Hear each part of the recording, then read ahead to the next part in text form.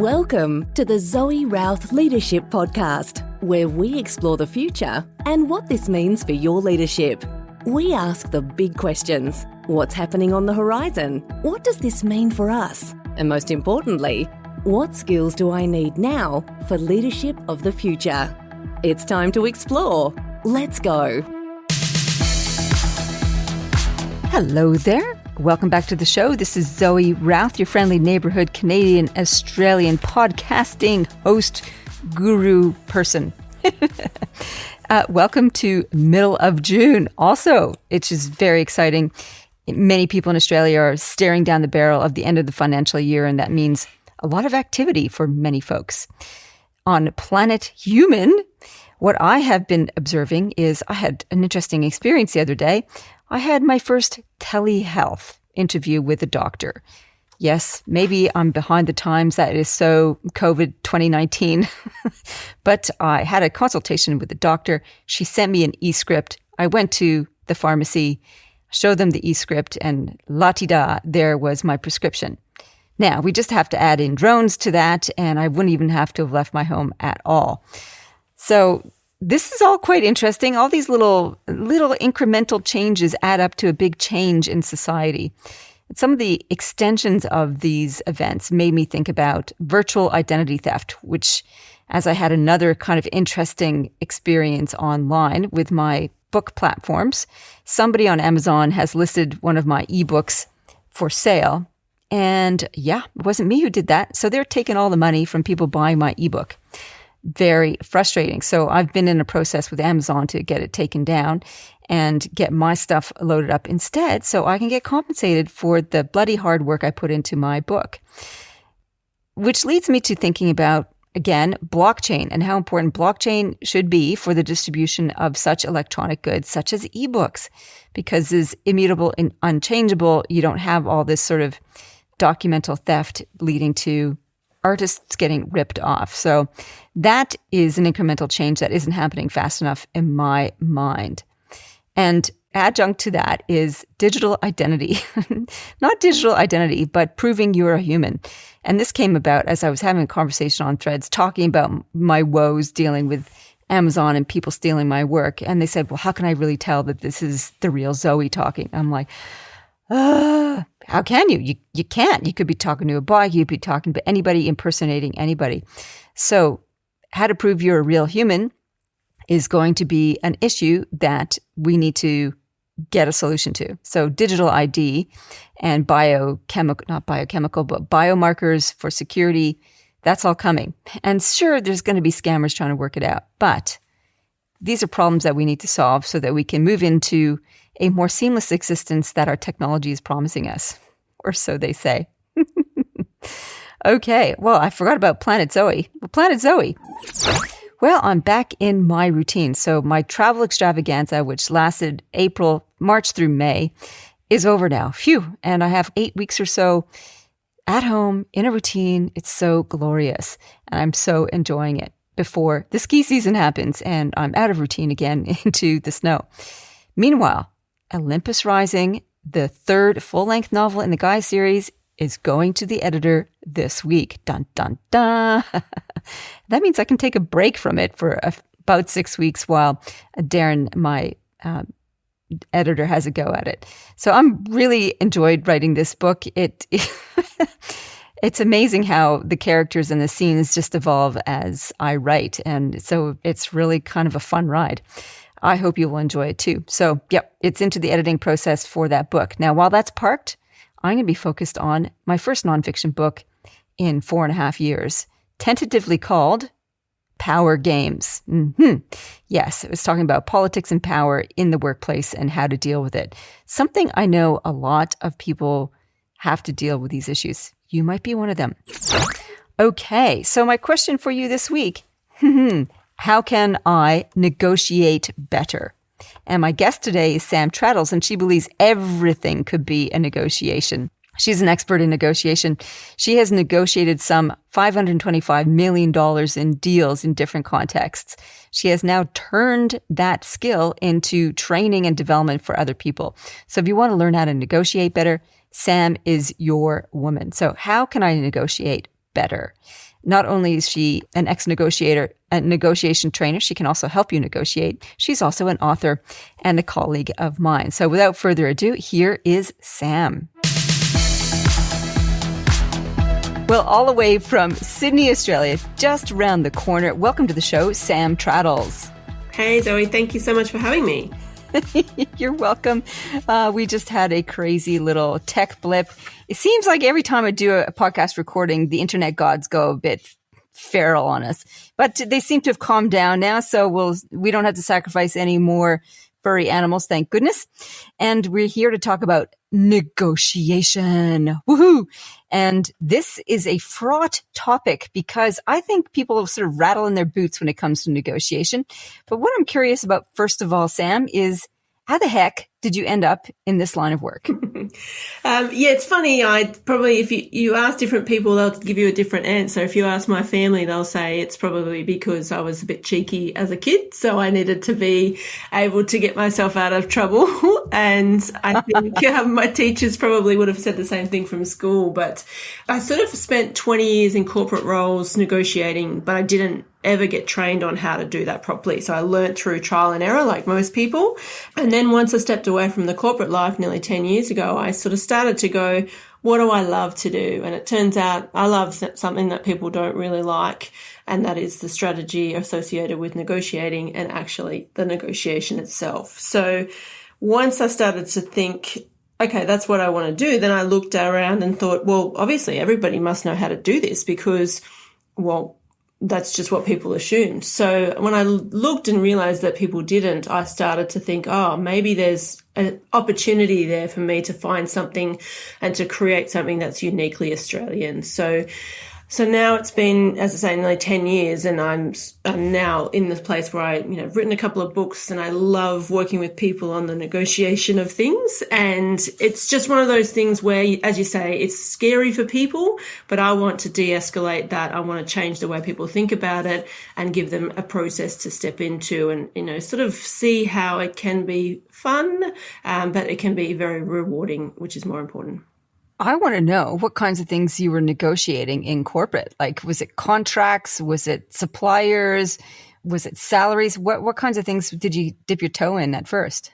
Well, everything. I mean, I think that because I was in marketing and then specialized in sponsorship deals. So I ended up head of sponsorship for PricewaterhouseCoopers, and I also was the head of sponsorship for Telstra. So Telstra bought a lot of stuff, and so negotiating those contracts for sports and arts and charities, and then but also the general stuff as a business leader. You're negotiating with team members that are maybe underperforming or need more help, or across silos where people are not, supporting other team members and things like that, up to leadership and all around. So, I think that we sort of think about negotiating as deals and money, when actually it's something that we do a lot every day in different contexts of our life. And what do you think the element of it was the thing that you actually enjoyed? I love problem solving, and I love when people come together with the right intention. I think that you can make amazing things happen. And that's what, for me, in that context of my life at Telstra, it was the partnership part of it. And you can't get to partnership without a few bumps along the way. And I think as a community, we have forgotten that it's okay to debate things as long as it's done in healthy ways. So I think that's what negotiating allows you to do as well. Healthy debate. That's something we haven't heard or seen much of lately. What makes a debate healthy? Listening to each other, making sure that we're really clear on the opportunity, that we come into it with the right intention, and it's not combative. What is the right intention? That is a very good question, Zoe. I think it depends. Everything's contextual. So depending on what situation that we're faced with, we need to go, okay, is my intention that I want to go and have a conversation with my manager about my worth in the organization? Or if I run a business, what's my worth with a client? So knowing that the intention is that we do want to work together. So we're having a conversation around, what do I give you and what do I think is fair and reasonable in exchange for that, and whether that currency is my time or something else. Okay, thank you. That was awesome. So when it comes to negotiations or discussions or problem solving, they're kind of all meshed in together according to your definition. What are some no-nos, things to avoid? The first one, I think, is a double negative, but don't leave it to somebody else. Negotiating is something that everyone can get good at. I think once you know that there's a process, then it's about practicing and using the process until you get better and better and better at it. If you think about, Leighton Hewitt, when he was learning how to play tennis, he always talks about how he wasn't the best tennis player, but he learned what are the processes and systems that you need to follow, and then just do that and do that and do that. And then he became the world number one. So it's a similar thing here. You don't leave it to somebody else just because it's awkward. You just have to step in and go, okay, I will consciously decide that I will get involved in more negotiations, which probably leads to my next no-no, which is about don't assume that it's going to be a fight or confrontational. Lots of people have this wrong image. When you close your eyes and you think about what's a good negotiator look like, it doesn't look like somebody like me. It typically looks like, a gangster or somebody who's really brash and bold and bolshy, and somebody who smacks their hand on the desk. And I can tell you that's not what good negotiators do. They do look like me. They do look like you, Zoe. And we're just people going in to try and solve problems and have healthy conversations. I think that's so true. Hollywood dramatizes negotiation where you have the hardcore dudes negotiating with terrorists, yada, yada. And yet the truth is so much different. In fact, I was doing an outdoor experiential program, and there was a scenario that we were playing out where we did have a fake involved, and the fake terrorist was negotiating with one of the participants who actually did have the role of negotiator in his professional service capability. And he looked like a giant teddy bear. He wasn't a hardcore mobster at all. And his attitude or his approach was very much like a soft teddy bear. He was generous. He was kind. He was reasonable. He was encouraging. I'm like, oh, wow, this is an interesting negotiation approach, and not sort of hardcore. I'll give you this, you give you that. It's kind of like, it was just softly. So I'm curious now about your approach. As you say, there's a process to it. And in reading your books, I've cited some of the things that you put in there. 70% of negotiation is in the prep, which is 70% of negotiation in the prep. That's quite a lot. What is the prep? And you've mentioned the APEC method. Can you unpack that for us, please?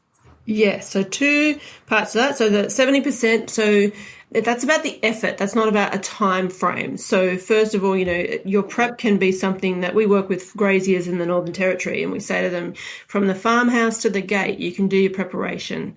Because typically when you get to the gate, it's going to be a 5-minute conversation. So you're just getting your head around what is it that you want, what is it that you don't want, and how might this go? And then thinking about, well, what might they want from the other side as well? So that's why it doesn't take necessarily a long time. The more complex and the more significant the deal is, then that's how much you sit down and go analog and get a pen out and put this thought to paper. So that's sort of around the 70%. The APEC framework is what I realized was that most people want to know how to do something. So do this first and this second and this third and this fourth, then you know where you are in the process, which is why I came to create this. So accepting is about the mindset game around negotiating. So you really want to make sure that you're making a conscious decision to participate in negotiations in general, or if it's the case that you're avoiding something in particular, or if it's a particularly difficult negotiation, that you will accept that you will participate in that thing and not kick the can down the road anymore. So really taking that time to set yourself up psychologically that, yes, I want to be part of this. I want to get more involved. I don't want to leave it to other people, or worse still, just push it underneath the carpet. And so APEC is an acronym and A is accepting. Is that correct? Yes, that's correct. Okay. Yeah. Mm-hmm. So the second step in the process is prepare, which is the 70% that I'm talking about. That's getting clear on what it is that you really want ahead of going into the room. So really thinking about, okay, everything from your perspective. Why do you want this thing? Why now? What's the evidence that makes it make sense? And getting all of your ducks in a row, and then thinking about that from the other perspective and going, if I was to think about it from their perspective, what is it that I would think that they might be challenged by? What is it that they might be looking for that I can actually think about ahead of time? And how important is it to consider their perspective? I think it is important, but how hard is it to do that? Well, we play a game called Negotiation Bingo. And with the bingo card, we sit down and we write down all the things that we think that they're going to say. So, they might say, well, that can't happen this quarter. So then you write down, okay, well, if they say that, what might I say instead? I might say, okay, well, if it can't happen this quarter, when could that happen? Or could something happen this quarter? A step in the process happen this quarter. So sitting down and writing down, rather than thinking, oh, this is a waste of my time, I don't want to bother, actually sitting down and writing out all those statements that are the blockers for us and thinking through what might you say instead of that. Okay. Awesome. All right. So we've got accepting and we've got prepare. What's the E?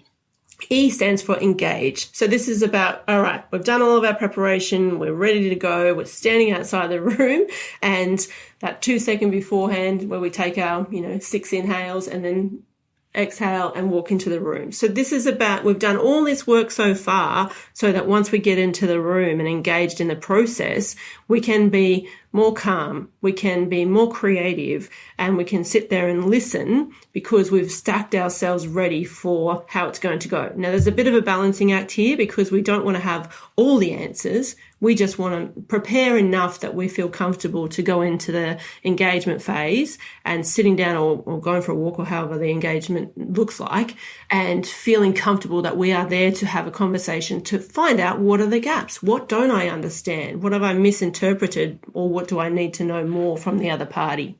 Okay, awesome. So you're ready to engage and have that conversation, the exploratory conversation. And what's the C? C is closing. So this is one thing that we do notoriously poorly in Australia, and it is thanks to our laid back attitude. So really making sure that we're clear on what's happening next so that there is no ambiguity. So have we reached agreement? And so if so, what have we reached agreement on the whole thing or just part of it? So where to from here? And if we haven't reached an agreement, is that a no for now or is that a no forever? Or how are we going to finish this up and go, okay, thank you. Do we need to disengage? Do we need a disengagement process, or how do we go from here so that we don't leave a bad taste in everybody's mouth? Mm. And how often? Is there a percentage or something like that about how often it gets to no forever? Is that a common thing, or what's your experience with that? Yeah, it's an interesting one. That's very personal. So when we, part of our process that we have with this negotiation cheat sheet. So in the preparation phase, you go through a process of understanding, well, what's my outcome? I've got a dream outcome, I've got an ideal outcome, and I've got a walk away. So if I know those three elements, then I can make a decision as to whether when I'm in the room and somebody offers me something that is just wildly different to what I had come in and at that walk away place, I know that there's not a lot of point in negotiating. So it's about knowing ourselves what's not okay.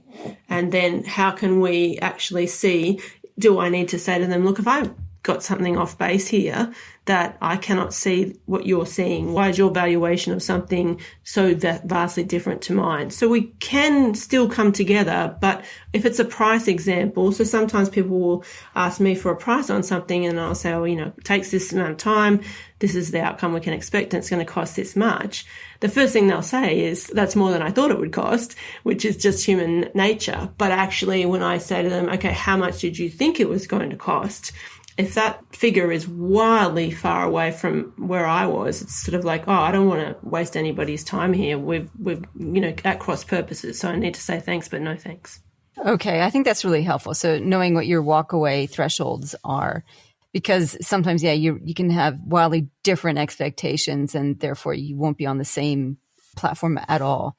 So this sounds straightforward. It actually sounds like a similar recipe or process that I use for difficult conversations, which I guess are a type of negotiation in a sense too. Now, some negotiations are way more complex. There's a lot of moving parts. There's a lot of stakeholders. There's a lot at stake. And one that comes to mind is the Gaza-Israel conflict. And they've been trying to negotiate their way into a peaceful settlement there. So we don't necessarily want to drill into the nitty-gritty of that particular conflict, and yet it serves as a great example of complexity. There's a lot of things at stake there. Is there a different approach or any other nuance to handle those kind of high stakes, complex negotiations where there's different ideologies, there's a lot of hurt and baggage in there. Is there anything else that we need to take into account if we're going into that kind of negotiation? Yeah, I think there's so much involved in complex negotiations, and that's why there's people who specialize in those big deals like that. And I think when we come down to, senior leaders are often dealing with complex negotiations. So there's a few things to bear in mind. I think often we step into it thinking we need to solve the whole thing at one time, when actually we need to think, well, what game am I playing today? Am I solving one part of the challenge or trying to solve one part of this big pie? Or am I actually trying to go in there and go, yeah, let's solve the crisis altogether? And I think you'll find that, history says that it's one bite of the elephant at a time. And so you're trying to leverage one conversation after the other, which is the next thing that needs to be considered. You're dealing with the same people. When you're negotiating in Australia or doing deals in Australia, you are talking to the same people often. We are not an enormous country. So there's history there. There's layers of, I remember when you did that thing to me in that negotiation way back then, and now you're going to pay for that. So there is a consideration for, is somebody being difficult because they're a jerk, or there's an ego at play, or is there something that I need to unravel? So what is behind someone being difficult? So we often talk about, well, did they scratching around in there and saying, did something happen? Did you promise somebody something that the board member or your boss that you need to get from me? Is that why you're playing hardball with me? Or what's driving you to be a little bit too, a little bit challenging and a little bit difficult there?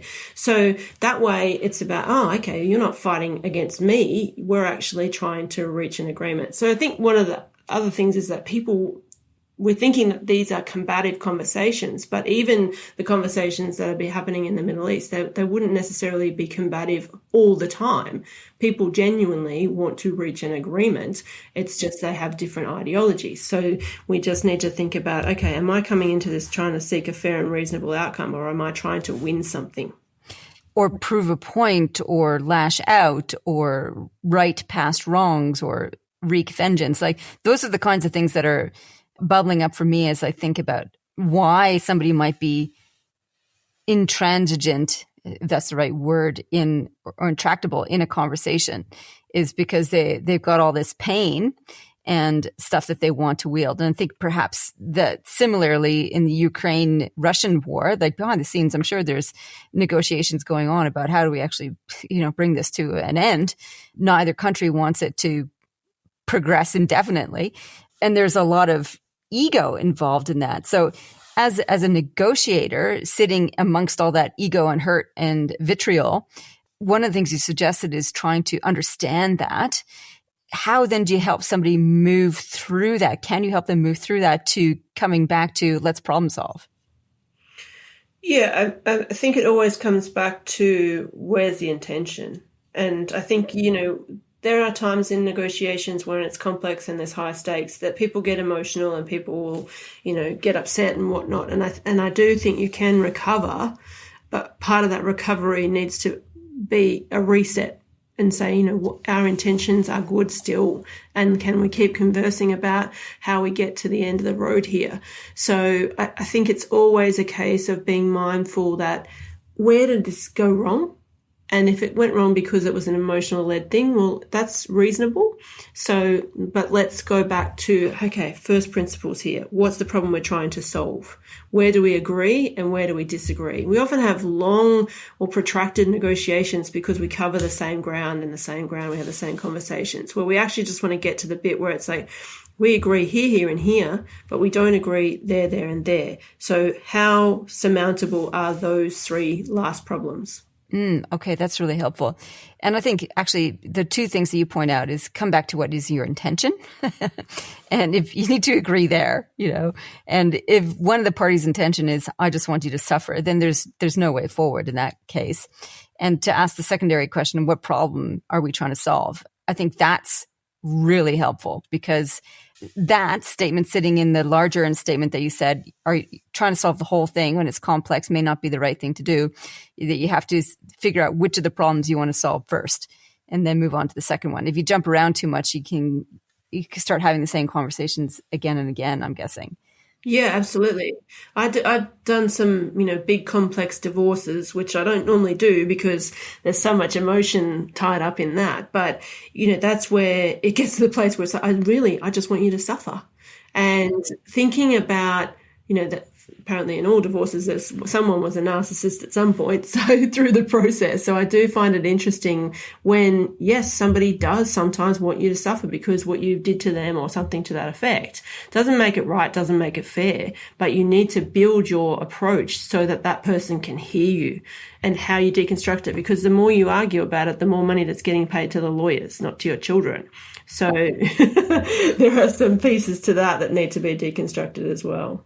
Oh, I know this very well because my husband is a divorce lawyer. He does practices family law, and he's full of plenty of stories where things break down because one party wants the other to really just experience a lot of pain, and they're willing to throw a lot of money at it to make the other person suffer. And when we get to that state, we are being led by our emotions, not by our brains. And it has to, as a lawyer, you have to work really hard to move people back, pull them back from that edge, from that knife point into, okay, yes, you might have them suffer a little bit. And then on the other side of that, what then? So let's start there on the other side of the suffering. And hopefully you're not suffering at the same time and burning all the mutual pool. Okay. So emotions can have a really big effect on all of this. We can manage our own emotions. What about the emotions of other people? How do we sit in a difficult conversation, like a high stakes negotiation, when somebody else is not managing their emotions? What can we do in that situation? Well, sometimes we can't manage our own. So that's first step, is to make sure that we're okay. And if we're not okay, then making sure that we're clear on, okay, what's my exit strategy? So, can I use a tactic like a timeout? So, could be, I just need to go and wash my hands, or I need to go to the bathroom or whatever. Or do we need to have a blue sky timeout where we all walk outside for 15 minutes and come back? They're not complicated strategies, but they're enough time to give you the space that you need and for the whole group to be de-escalated. Something about that leaving the room. Also, when somebody is emotional, sometimes it's about changing the environment. So, walk and talk instead of sitting across the table from somebody is so important. So, when it's going to be a highly charged meeting or discussion, or it's uncomfortable, and that other person is likely to be upset, then let's get out of here. Let's go for a walk. When we work with, farmers and whatnot, we say to them, get in the ute, drive. So you're not sitting staring at each other, because that's weird. So, my older brother and I, we love to have a stoush every now and then, and we always debrief with a walk and talk, because he doesn't like it when I stare straight at him. So, which is fair enough. But, just that whole, thinking about the environment that we're in and how that can influence the emotions related to the situation. Okay, that's really helpful. So I have a big picture one. Thinking about power. I'm doing a lot of research and reading around power and leadership. How do you see power affecting negotiations? Huge question. Yeah, cool one. Sorry. Yeah, look, I think that there's two parts. So whenever this comes up, because often people will ask me about the power struggle, the first question I have is that power real, or is it perceived power? And what I mean by that is, oftentimes we will assume that the other person, because they're more senior or they own the budget and I'm selling them something, or to whatever effect, I perceive that they have all of the power. And so first of all, it's like, well, actually, you're bringing something to the table as well. So I don't know whether that's real power. That's a mindset shift that you need to make, to say, I'm bringing something of value, and that person is bringing something of value as well. So let's talk about that. But I'm not saying that power play isn't real, because it absolutely is. But it's, again, I guess, like we were talking about before, is that what is driving the actions of that other party? So is the level of power something that they're playing up? Is that part of their ego? What's attached to that? Or is it just the fact that they are in a more powerful position? So I better tell a good story so that they understand where I'm coming from. Being clear, being articulate about, okay, I can't muck around. I've got 5 minutes of this person's time. How do I make that count? And so making sure that you understand how do you couch something to somebody who you do believe is in a more powerful position than you, which will elevate you to their level as well in terms of respect. So let me just see if I've heard that correctly. When you are clear, concise, and compelling, you have cut through, and you can actually cut through the power games that the other person might be playing. Yeah, if you're building a strategy for that person, for how they like to be spoken to, how they like information shared with them, and how they like people to ask questions of them, then I think that puts you on a level up. I've dealt with loads of senior leaders and CEOs and whatnot, and if I've gone in there and not been sure, then they've pushed me and quite rightly have challenged me on things. And I was like, oh, and not to say I don't have to have all the answers. I just need to have what I want from this conversation clear, and being honest with them and saying, right, I've come here today. These are the 3 things I want to talk to you about. I'm going to step you through this process, blah, blah, blah, blah. And that's, unique to each person that you're dealing with, but you need to think about an audience of one, or whoever it is that you're talking to, and what do they need to hear? How do they need to hear it? And so that it's easy for them to understand your position, which then puts you at that place where it's like, oh yeah, we're just 2 human beings. I love that. Thank you, Sam. That was terrific. Sam, are you ready for the Fast 5? I'm ready. Okay. Number one, what is the future technology you most want right now? I decided the other day that I want a digital twin, which is something that harks from Star Trek. And it's basically a clone of me, but a digital version of it that will be able to tell me if I'm getting sick or if, something about, to improve my health. So that's what I've decided I want sooner rather than later. Oh my God. The technology is practically there with different sensors and all that kind of stuff. Yeah, it's crazy. Very cool. Very good. Number 2, what's the best tip you ever got for leadership? Hasten slowly. It was the thing that my very, very first boss told me, and I still have to remind myself every single day to take that step back and look at the big picture before solving the problem that's right in front of me. I like that one. Hasten slowly. Love it. Number 3, what's one problem in the workplace you'd love to wave a magic wand and be fixed right now? I think the freedom to fail. I think that we so much want to be liked that we don't feel that we can take risks. And I think that if we can actually know that it's okay to fail at something, then people will just be more comfortable in having real conversations. That's nice. Okay, cool. All right. Number 4, thumbs up or down? Who's a leader that you want to give thumbs up to, or a leader you want to give a thumbs down and a raspberry and a brick over the head to? Well, my thumbs up goes to the New South Wales Commissioner of Police, Karen Webb. I think that she's doing an excruciatingly difficult job under immense pressure, and she's so gracious, honest, and open. And talk about high stakes deals. Every time she fronts the media, it's a high stakes deal, and so you can hear her laboring on every single word that's coming out of her mouth during some pretty tense times. And I think that she's doing, an incredible job for someone who's not been in that role too long. And just with that, her relationship with Chris Minns, Premier Chris Minns, how they are actually helping one another with their power play with the media is something for people to take a look at, I think. Very cool insight. All right. Number 5, what's your favorite leadership book or podcast? Well, that one is interesting. So one of my favorite books of all time from a leadership perspective was Who Moved My Cheese by Dr. Spencer Johnson. But before he died, he wrote a follow-up book called Out of the Maze, which I have to say is beautiful. It's so succinct. It's not many pages, but it's something that's really, really powerful about change and how we adapt to that. What was your key takeaway from that book, do you think? Two layers. One, I loved the fact that, this was so important to him. It was the last thing that he did was say, the first book, while it was, 28 million copies sold, I made some, left some stuff out. So his humble nature was so incredible. And the thing that always resonated with me from his writing was think about what you're afraid of, but do it anyway. Love it. All right. Thank you, Sam. That was the fast-ish 5. Sorry. Well, no, that's me. I kept asking follow-up questions. Anyway, that was the fast 5.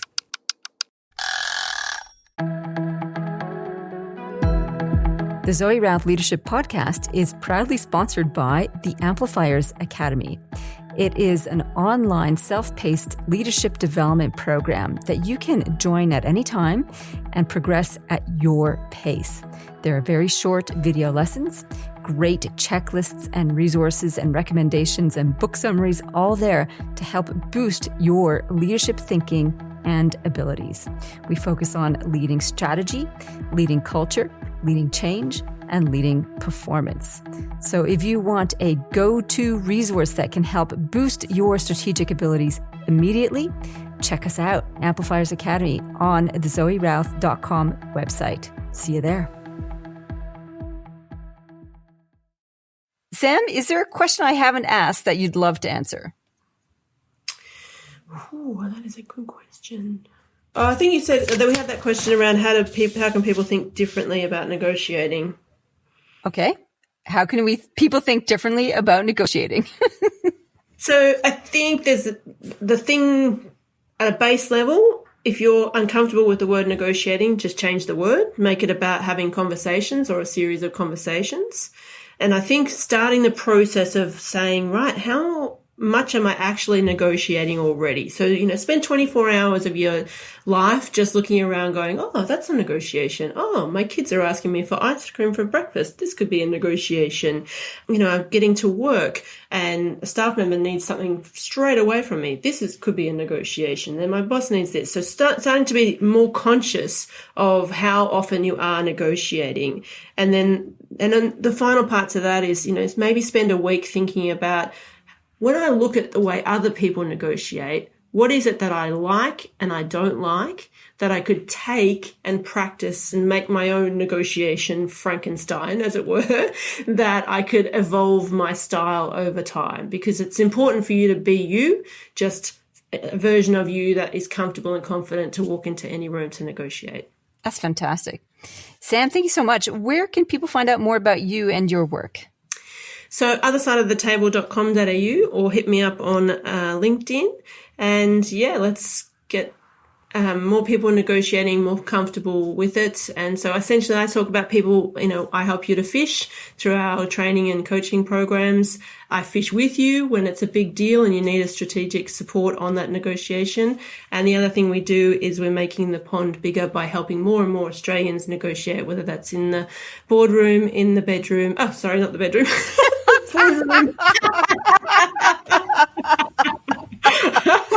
Woo! It is about communicating. That wasn't it. So whether that's in the living room, in the schoolroom, or the boardroom. So just helping people to negotiate more regularly. Or in a room of your choice. That's right. Oh, Sam, thank you so much. That was fantastic. Your conviction and your confidence and your eloquence is really quite compelling. And I thank you so much for sharing your wisdom and insight. It's been fabulous. Awesome. Thanks, Zoe. Thanks for having me. Oh, that was too funny. I totally enjoyed that conversation with Sam.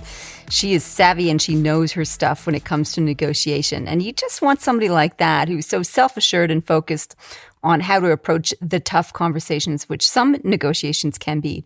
But you remember that it's just another human being there at the table. That takes a lot of the angst away.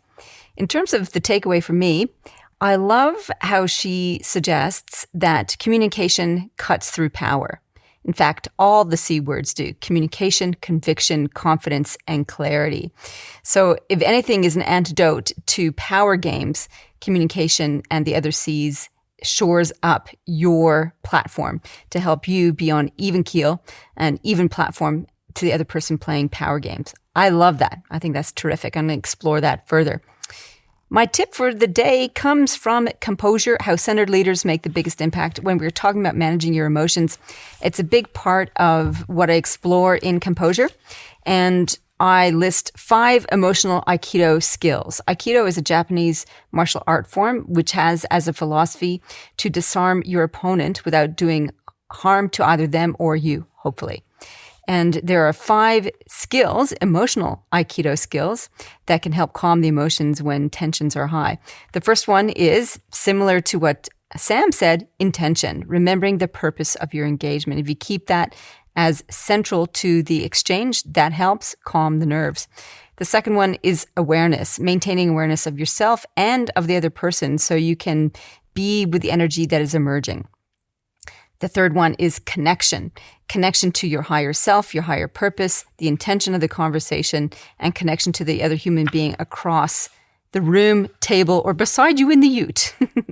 Skill number 4 is diversion. This is actually a physical move.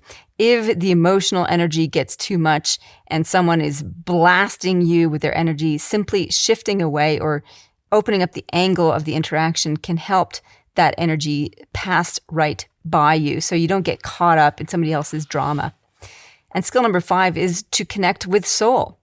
So when we pay attention and deeply appreciate someone for the spirit-made flesh entity that they are, then the deep ocean of compassion swallows them and us in its embrace. Compassion is the highest form of love. It's the expression of deep appreciation with a desire to help and make a difference if you can. It's the message, I see you, I know you, and I appreciate you as a human traveler with a world of woes, worries, and dreams, trying to do your best, even if it looks completely whacked from the outside. Okay, so those are the 5 emotional Aikido skills that I explore in Composure, my first book, How Centered Leaders Make the Biggest Impact. Next up on the show, we've got Elias Canaris, and he shares his story of what happened to him during 9/11, way back in 2001, when the Twin Towers and the Pentagon were attacked in the United States. He was on one of the planes that got redirected into Canada. So he tells the story of that experience and what he gained from it. He also talks about the power of language and forgiveness as an important component of what he learned and has applied to his life and world since then. Meanwhile, don't forget about Grace Under Fire, my upcoming program that's kicking off in July. Would love to take some of the emotional Aikido concepts further with you so that you can saunter out into the world feeling centered, composed, and ready for anything, regardless of what's going on around you. In the meantime, remember to live with grace, lead in service. And that means live well, lead well. You've been listening to the Zoe Routh Leadership Podcast. To find out more about leadership of the future or to contact Zoe, go to zoerouth.com.